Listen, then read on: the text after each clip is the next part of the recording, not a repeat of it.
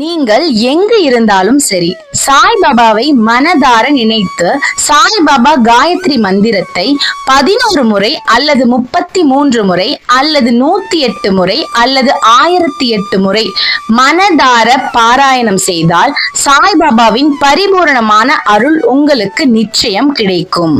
ஓம் ஸ்ரீரடிவாசாய வித்மஹே சச்சிதானந்தாய தீமஹி தன்னோ சாயி பிரச்சோதயாது. அவ்வளவுதான். இந்த எளிமையான மந்திரத்தை இன்று முழு மனதோடு நீங்கள் சாய்பாபாவை நினைத்து மனமுருகி பாராயணம் செய்தால் உங்களுடைய அனைத்து வகையான பிரச்சனைகளையும் சாய்பாபா நிச்சயம் தீர்த்து வைப்பார்.